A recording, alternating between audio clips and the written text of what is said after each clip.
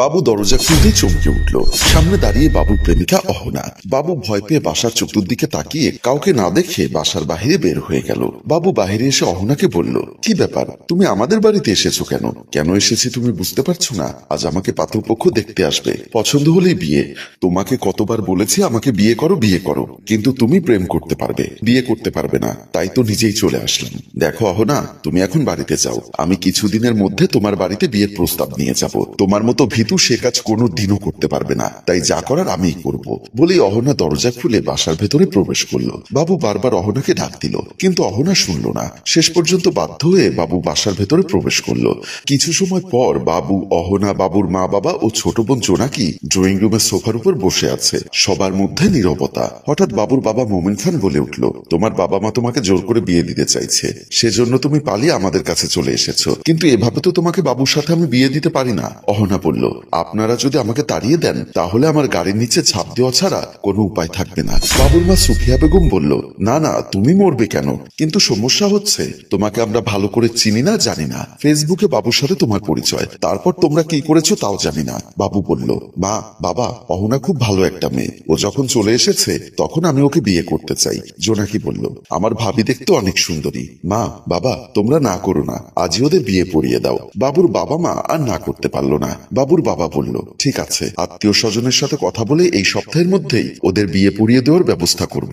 আর যে কদিন বিয়ে না হয় সে কদিন জোনাকি বৌমা তোর রুমে তোর সাথে ঘুমবে। বাবার কথা শুনে সবাই খুশি হয়ে গেল। জোনাকি অহনাকে নিয়ে ওর রুমের দিকে চলে গেল। রুমের ভেতর ঢুকতেই অহনা জোনাকির পা থেকে মাথা পর্যন্ত তাকিয়ে জোনাকিকে শক্ত করে জড়িয়ে ধরলো। জোনাকি বলল, কি হয়েছে ভাবি, তুমি আমাকে এভাবে জড়িয়ে ধরছো কেন? তুমি আমাকে সাপোর্ট করেছো, সেজন্য তোমাকে একটু আদর করছি। থাক থাক, আর আদর লাগবে না, তোমাকে আমার খুব ভালো লেগেছে তাই তোমাকে সাপোর্ট করেছি। তুমি বিছানার উপর বসো, আমি তোমার জন্য চা নিয়ে আসছি। বলে জোনাকি রুম থেকে বের হয়ে গেল। অহনা রুমের চারিপাশে তাকিয়ে সবকিছু দেখতে লাগলো।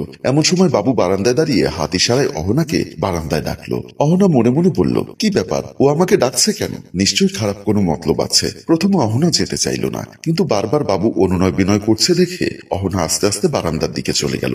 অহনা বারান্দার কাছে আসতেই বাবু টান দিয়ে অহনাকে কাছে নিতে চাইল, কিন্তু অহনা একটু নিজেকে দূরে সরিয়ে নিয়ে হাঁপাতে হাঁপাতে বলল, এভাবে তুমি আমাকে জড়িয়ে ধরো না, আমার খুব কষ্ট হয়। কেন কষ্ট হবে? আজ থেকে তুমি শুধু আমার আর আমি শুধু তোমার, সেটা সত্য। কিন্তু এখানে কিন্তু আসলো কোথা থেকে? তুমি কি আমাকে ভালোবাসো না? ভালো যদি না বাসতাম তাহলে এত দূর থেকে কি ছুটে আসতাম? তাহলে আমাকে কাছে আসতে দিচ্ছ না কেন? আমার মনে কতদিনের ইচ্ছা তোমাকে জড়িয়ে ধরে কিস করব, কিন্তু তুমি আমাকে কিস করলে আমি সহ্য করতে পারবো না। তোমার সাথে মিলন করতে ইচ্ছা করবে, ইচ্ছা করলে মিলন করব। না বাবু, এটা সম্ভব নয়, কারণ আমার জরায়ুতে সমস্যা। ডাক্তার বলেছে কমপক্ষে 2 মাস শারীরিক সম্পর্ক না করতে। তাই তো তোমার কাছে যেতে আমার ভয় করে, তোমার ছোঁয়া পেতে আমার ভয় করে। তোমার ছোঁয়াতে আমি উত্তেজিত হয়ে গেলে তখন যদি কোনো অঘটন ঘটিয়ে ফেলি তাহলে তো আরো বিপদে পড়ে যাব। ঠিক আছে, তাহলে কাছে আসতে হবে না, কিন্তু আমাদের বিয়ে হয়ে গেলে বাসুরাতে কি করব?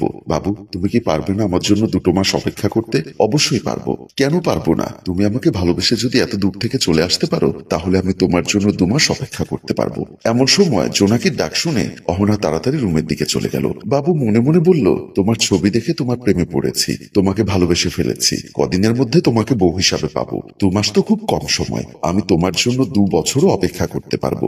রাতে জোনাকি আর অহনা একসাথে শুয়ে পড়ল, কিন্তু অহনার ঘুম আসছে না। জোনাকি ঘুমের ঘোরে বারবার অহনার শরীরের উপর পা রাখে, পা পড়তেই অহনার শরীরে কম্পন উঠে যায়, সারা শরীরে শিহরণের সৃষ্টি হয়, কিন্তু কিছু বলতেও পারছে না, শুধু ফ্যাল ফ্যাল করে জোনাকির দিকে তাকিয়ে থাকে। আস্তে আস্তে জোনাকির পাটা সরাতেই জোনাকির ঘুম ভেঙে গেল। অহনা কিছুটা থতমত খেয়ে গেল। জোনাকি বলল, ভাবি তুমি এখনো ঘুমোওনি? ভাইয়ার জন্য মনে হয় খারাপ লাগছে। অহনা কাঁপা কাঁপা গলায় বলল, না না, এমনি। মন খারাপ করো না, কদিন পর তো ভাইয়ের বুকে মাথা রেখে ঘুমোবে, এখন না হয় তুমি আমার বুকে মাথা রেখে ঘুমোও। বলেই জোনাকি অহনাকে টান দিয়ে বুকের সাথে জড়িয়ে ধরে কোল বালিশের মতো বানিয়ে ফেললো। অহনার সারা শরীরের লোম দাঁড়িয়ে গেল, চোখ বড় বড় হয়ে গেল। নিজেকে কোন রকম ছাড়িয়ে নেওয়ার চেষ্টা করলো, কিন্তু জোনাকি আরো জোরে জোরে অহনাকে জড়িয়ে ধরলো। অহনার এখন যে কেমন লাগছে তা শুধু সেই বুঝছে, কিন্তু জোনাকি বুঝতে পারছে না। 3 দিন পর বিয়ের আয়োজন করা হলো। অহনাকে বধূ সাজে সাজানো হলো, সারা শরীরে স্বর্ণ অলংকার। পাশে বর্ষে যে বসে আছে বাবু, মা বাবা জোনাকি সবাই উপস্থিত হলো। কাজী বিয়ের কাজ শুরু করলো। অহনাকে কবুল বলতে বলল। অহনা কবুল বলল। কবুল কবুল? বাবুও কবুল বলল। সবাই মোনাজাত করে আলহামদুলিল্লাহ বলল। সবাই খুশি। অহনা বলল, আজ আমি প্রায় 4 দিন আপনাদের বাসায় এসেছি। আপনারা আমাকে অনেক আদর যত্ন করেছেন, রান্নাঘরে যেতে দেননি, কিন্তু আজ আমি আপনাদের জন্য শরবত বানাবো। আপনারা সবাই বসুন, আমি আপনাদের জন্য শরবত নিয়ে আসছি। বাবুর মা বলল, ঠিক আছে বৌমা, তুমি যাও, শরবত বানিয়ে নিয়ে এসো। অহনা শরবত নিয়ে আসতে বিয়ের আসর থেকে বের হয়ে গেল। একজন আরেকজনের সাথে হাসি মুখে কথা বলতে লাগলো। সবাই আনন্দিত। বাবু তো অনেক খুশি। জোনাকি পাশে গিয়ে বসে বলল, তোমার ইচ্ছে আজকে পূর্ণ হয়েছে, আর আমাকেও তুমি অনেক সুন্দর একটা ভাবি উপহার দিয়েছো। জোনাকির কথায় বাবু একটু লজ্জা পেল। এমন সময় অহনা শরবত বানিয়ে নিয়ে এসে সবার হাতে হাতে শরবত দিতে লাগলো। সবাই হাসি মুখে শরবত পান করতে লাগলো। বাবুর বাবা মোমিন খানের কেমন জানি একটু মাথা ঝিমঝিম করতে লাগলো। বাবুর মায়েরও একই অবস্থা, সবার মাথা ঝিমঝিম করতে লাগলো। আস্তে আস্তে সবাই সেন্সলেস হয়ে সোফার উপর পড়ে গেল। অহনা সবার অবস্থা দেখে রহস্যময় একটা হাসি দিল। জোনাকির হাতে গলার গহনাগুলো খুলতে লাগলো।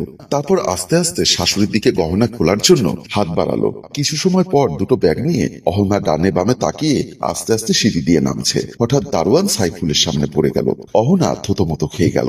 সাইফুল মনে মনে বলল, কি ব্যাপার, আজ তার বিয়ে হয়েছে, তার তো এখন বাসর ঘরে থাকার কথা, তাহলে দুটো বড় বড় ব্যাগ নিয়ে কোথায় যাচ্ছে? কৌতূহল নিয়ে সাইফুল বলল, ভাবি, এত রাতে আপনি ব্যাগ নিয়ে কোথায় যাচ্ছেন? ভাইয়া, আমি বাড়িতে যাচ্ছি, আমাকে যেতে দিন। আপনি এত রাতে বাড়িতে যাচ্ছেন? তা বাবু ভাই কোথায়? ওরা বাসায় আছে, আমি যাই। বলেই সামনে পা বাড়াতেই সাইফুল সামনে হাত বাড়িয়ে অহনাকে দাঁড়াতে বলল, কিন্তু অহনা সাইফুলকে ধাক্কা দিয়ে দৌড় দিল। সাইফুল পেছনে হাত বাড়িয়ে অহনার মাথার চুল ধরতেই নতুন বউয়ের চুল সাইফুলের হাতে। সাইফুল চমকে উঠল। সাইফুল দৌড় দিবে, কিন্তু পা পিছলে নিচে পড়ে গেল। অহনা দৌড়ে পালিয়ে গেল। সাইফুল চিৎকার দিয়ে সবাইকে ডাক দিল, কিন্তু কেউ সাইফুলের চিৎকার শুনতে আসলো না। সাইফুল মনে মনে বলল, কি ব্যাপার, আমার চিৎকার শুনে বাবু ভাই, তার মা বোন আসলো না কেন? ভাবতে ভাবতে আস্তে আস্তে উঠে বাবুদের বাসার দিকে চলে গেল। সাইফুল ড্রয়িং রুমে প্রবেশ করতেই চোখ বড় বড় হয়ে গেল। সবাই বেহুশ হয়ে পড়ে আছে। সাইফুল বুঝতে পারল অহনা কোনো মেয়ে মানুষ ছিল না। মেয়ে সেজে এসে টাকা পয়সা অলংকার নিয়ে পালিয়ে গেছে। প্রিয় ভিউয়ার্স, বিশ্বাস কাকে করবেন? সোশ্যাল মিডিয়ায় যাকে আপনি ভালোবেসে বিশ্বাস করবেন সে হয়তো মেয়ে নয়, ছেলেও হতে পারে। তাই সব সাধুরা সাবধান, আপনার চোখ কান খোলা রাখুন।